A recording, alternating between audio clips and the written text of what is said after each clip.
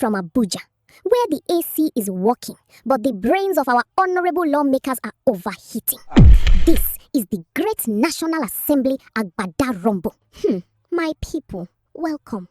Today's premium gold standard bedu comes straight from the House of Representatives, where the only thing running faster than the inflation rate is the mouth of our legislators. There was a complete, certified and unadulterated dege in the Green Chamber when a regular Wednesday session suddenly turned into an audition for WWE WrestleMania. The cause of the chaos? A motion by Honorable Mascot Ikwechegh regarding why Nigeria is currently running 2024, 2025 and 2026 budgets concurrently, like a three-legged race. In the middle of explaining why ministries have received zero capital releases while contractors are protesting at the gates, Honorable Mascot decided to pull a fast one. In what Speaker Tajudeen Abbas later described as expert smuggling and parliamentary ambushing, Honorable Mascot suddenly adjusted his mouth and added a special, unwritten prayer. Let us invite President Tinubu to come and explain why there is no money. You cannot ambush the House. Bringing in extraneous materials into a duly submitted motion is not allowed. Speaker Tajudeen Abbas trying to prevent his gavel from breaking under the weight of pure stress.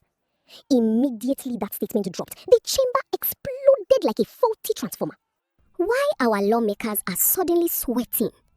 Let us analyze this with deep spiritual understanding.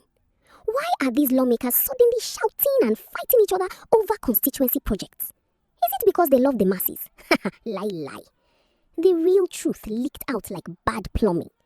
2027 general elections are around the corner. We don't know why it's going on. Our honorable members have realized that if these budgets remain unfunded, they will have absolutely no completed roads, no phantom solar streetlights, and no customized grinding machines to show their constituents.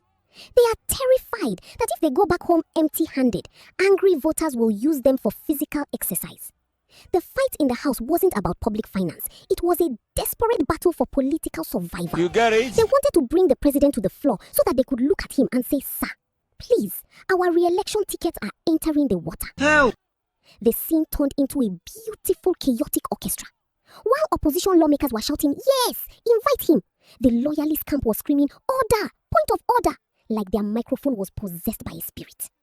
When Speaker Abbas put the original written motion, the one without the president's invitation, to a voice vote, the lawmakers shouted "Aye" so loudly you would think they were voting for free food. But immediately the speaker hit the gavel and tried to refer the matter to an ad hoc committee. Honorable Mascot stood up again, insisting that the "aye" they just shouted included the invitation to the president. My dear Nigerians, that was how a solemn legislative building turned into a Lagos garage. Lawmakers were speaking simultaneously, pointing fingers and testing the tensile strength of their agbadas. At one point, I thought someone was going to throw a chair, because what is a proper Nigerian parliamentary debate without a small flying furniture? In the end, Speaker Abbas had to school them like a secondary school principal, telling them to behave in a way befitting of their status. The president's invitation was aggressively deleted, thrown into the dustbin of unparliamentary practice, and the lawmakers went home to nurse their sore throats.